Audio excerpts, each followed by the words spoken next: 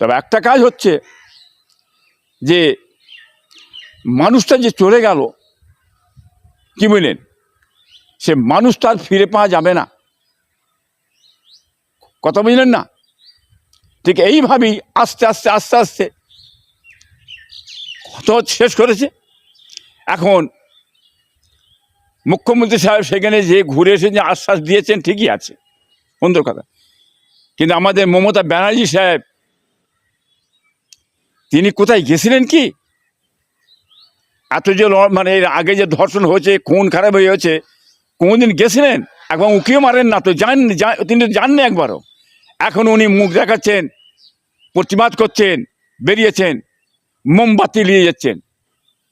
এখন মনে হচ্ছে দোকানে মোমবাতিটা পাওয়া যাচ্ছে, কিন্তু এর আগে যখন ওনার বেলা এইসব কিন্তু হয়েছিল তখন মোমবাতি মনে হচ্ছে বাজারে পাওয়া যায়নি, মোমবাতি হয়তো বাজারে ছিল না। আফসোস, দুঃখের বিষয়। হ্যাঁ, ওনার বাড়ি ধর্ষণ হলে টাকা দাও, এত টাকা লাগবে, কি বুঝলেন, এই ধরনের কথাবার্তা বলেছিলেন। সব কথা খুলে বলতে চাইছি না। আফসোস, দুঃখের বিষয় যে আজকে গোটা ভারতবর্ষের চারিদিকে ধর্ষণ বেড়েই চলেছে, কমের কোনো বালা নেই।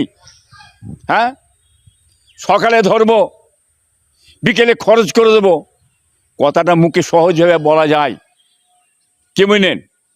তাহলে বিচার ব্যবস্থা রেখেছেন কেন? কোর্ট কাছারিগুলো ভেঙে তুলে দেন না, পরিষ্কার করে বন্ধ করে দেন না। বিচার ব্যবস্থার জন্যে কোর্ট আছে, কাছারি আছে, কি বুঝলেন, তাদের সেই দোষী হিসাবে কোর্টে ফেলা হোক, বিচার করা হোক, বিচারটা যেন শিগগির করা হয়। বিচার ব্যবস্থায় করে দিয়ে বছরকে বছর চলছে বিচার, সে বিচার আর পাওয়া যাচ্ছে না। মানুষ তো চেয়ে দেখেন, হ্যাঁ, আস্তে আস্তে তাদের খারাপ কাজে নেমে যাবে।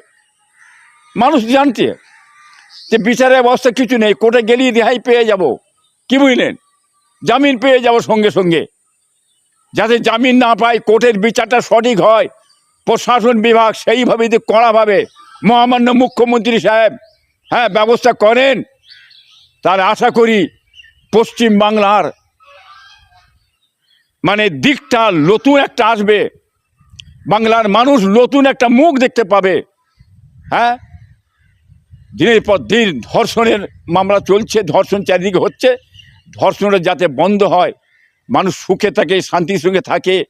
হ্যাঁ, আজকে বিভিন্নভাবে মাসুম বাচ্চাগুলো, হ্যাঁ, এই ধর্ষণের খাতায় শিকার হচ্ছে। এটা ইচ্ছা করলে মুখ্যমন্ত্রী সাহেব বন্ধ করতে পারেন, ওনার হাতে ক্ষমতা আছে, প্রশাসন বিভাগ আছে।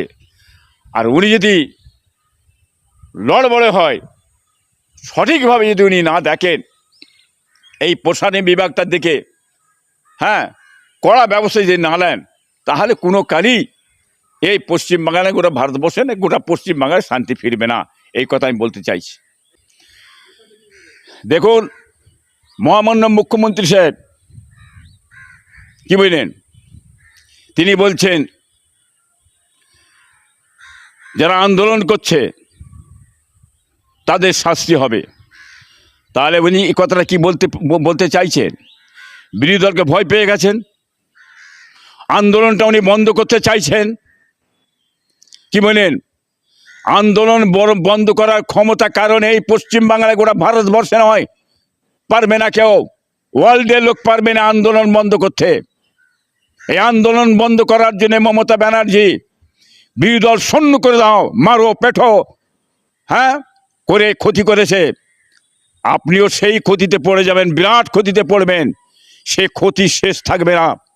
আন্দোলন বন্ধ করার কারো ক্ষমতা নেই। ভারতবর্ষ স্বাধীন ভারত, গণতন্ত্র রাষ্ট্র, জাতি ধর্ম বর্ণ নির্বিশেষে মানুষ থাকবে।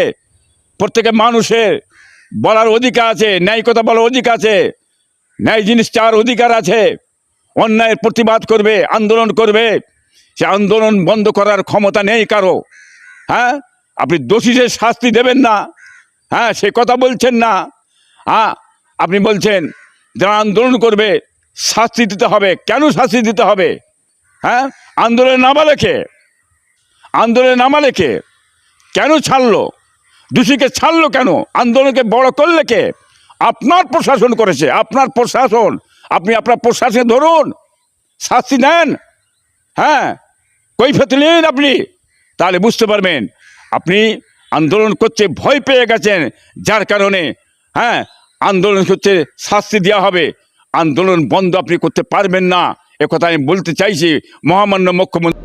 এবং এই ঘটনা থেকে শিক্ষা নিয়ে এই রাজ্যে এই ধরনের কোনো কাজ যাতে না হয় দেখবেন। আমি আপনাদের মাধ্যমে গোটা রাজ্যের মানুষকে একটা আপিল করব, কার্য আর কারণ আছে। যে কার্য হয়েছে হিনিয়াস ক্রাইম, এর পিছনে আমি মনে করেছি বেআইনি মদের ঠেক, বেআইনি গাঁজা, চরস, মাদক, এটা একটা বড় কারণ। আপনারা পুলিশকে ইনফর্ম করুন, গোটা রাজ্য জুড়ে ডিজিপিকে বলবো আগামী 2 সপ্তাহ স্পেশাল ড্রাইভ দিন। ব্যাটালিয়নে থাকা লোকজন, আমাদের যেখানে পুলিশরা ডাইরেক্ট কাজে নেই, নর্মাল থানা ওয়ার্ক অনেক বেশি থাকে, তাদেরকে বিশেষ অভিযানে লাগান। সিওদেরকেও এক একটা জেলা দিন। কমপ্লিটলি গোটা রাজ্যে যত বেআইনি মদের ঠেক, যত গাঁজা, চরস, বর্ডারে তো ধরছেন আপনারা, বেঙ্গল এসটিএফ তো rail station, bus stand recce করে ধরছে, প্রতিদিনই ধরছে। কিন্তু একেবারে রুরাল এলাকাতে, গাঁগঞ্জেও এটা একদম সম্পূর্ণ উপড়ে ফেলা দরকার রয়েছে, যাতে এই সামাজিক দূষণ থেকে আমরা আমাদের পরিবেশকে বাঁচাতে পারি। सर, आज आप 2 विक्टिम के फैमिली के साथ मिले और जो पूरी घटना इसके पीछे क्या कोई एंटी नेशनल एक्टिविटी हो सकता है? अभी तक इन्वेस्टिगेशन में क्या? देखिए, कुछ कुछ पॉलिटिकली रिजेक्टेड आदमी का तो इंस्टिगेशन है, रेडिकल फोर्स भी रह सकता है, या कुछ अल्ट्रा लेफ्ट भी रह सकता है। ये पुलिस इन्वेस्टिगेशन कर रहा है। हम लोग जो सामने किया उनको तो उठा रहा हूं, पीछे से जो लोग मोबाइल फोन में भड़काने का काम किया है, मैसेज करके भड़काने का काम किया है, पुलिस जब कोशिश कर रहा था भाई शांत रहिए, कार्रवाई होगा, तब जो भड़काने का यहां किया तो दूसरे एरिया में किया। सेंट्रल पैरामिलिट्री फोर्स के ऊपर पत्थरबाजी किया, कॉमन पुलिस कांस्टेबल के ऊपर, लेडीज कांस्टेबल के ऊपर आक्रमण हुआ, रेल मार्ग पर इतना बड़ा बड़ा स्टील का बीम वो रेल लाइन के ऊपर देकर यहां बड़ा हादसा करने का साजिश था। इंद्रजीत मंडल का, उनका आइडेंटिटी करके, उनका नाम पता सब आइडेंटिटी करके उनको जिस तरीके से ब्रूटल किलिंग किया गया है, इसका पीछे